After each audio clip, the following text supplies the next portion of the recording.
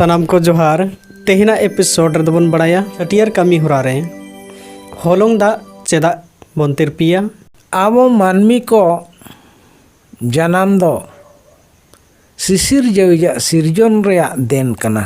मानमी को जनाम लेन खान जनाम खन गुजु हबिते मानमी को वाक दो पुन लेकाते छूत मेना तबना।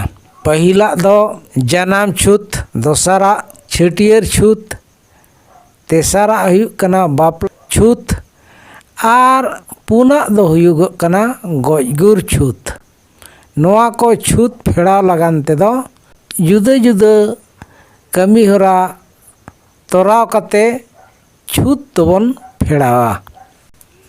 तो नोडे दो ना जनाम छूत आर छटियर छूत रे कथा गे ना बन तुले जोखाया। आबो जखन मानमी को जनामेन को सिसिर जविया सिरजन लेकाते उनको मानमी को जम आसुलो लगान नोआ मृतिकारे जाहेर आयो दो आजा तोआ दाड़े नोआ धरती लेयांग रे एम अकादाय।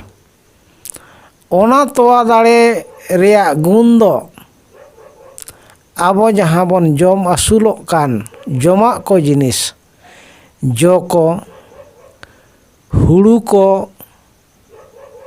रे ओना दो उनिया तोआ दाड़े दो मेना। जाहेर आयवा तोआ दाड़े हुड़ू रे दो एम कना ओना दो नोंका तबन बाडायत कना। हुड़ू दो ना बन चास किया गछीना गेलेना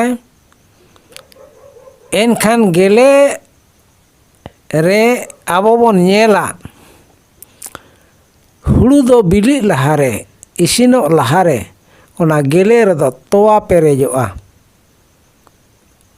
तोआ गे ना केटेज लेनखान ओना दो जांग हुयुआ।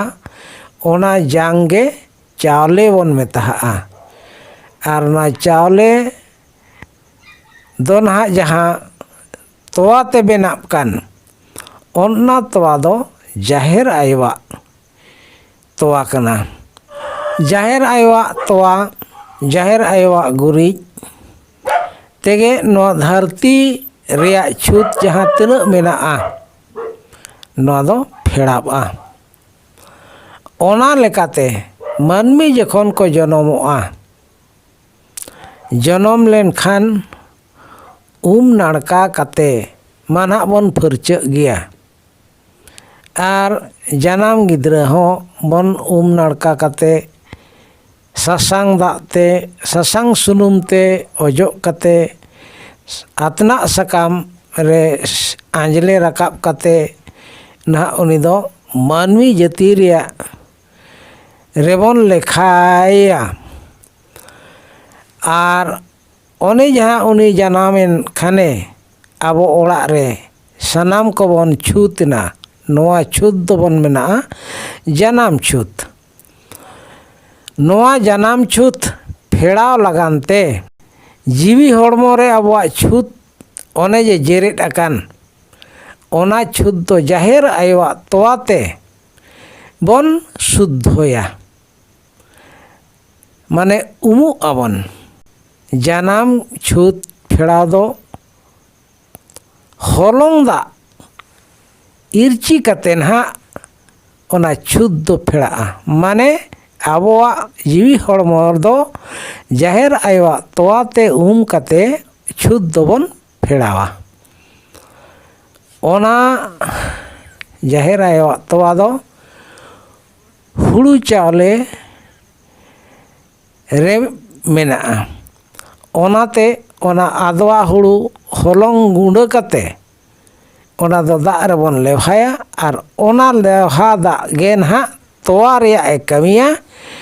ओना तोआ तेगे ओना ओड़ा रेन जहाँ तिना ओना जोखान को ताहें कान उनको को दो जोतोगे होलोंग दा ए इरचिया कोआ माने जाहेर आयवा तोआते कोआय एनखान तबे आबा छूत तो फेड़ाबा शुद्ध आवन।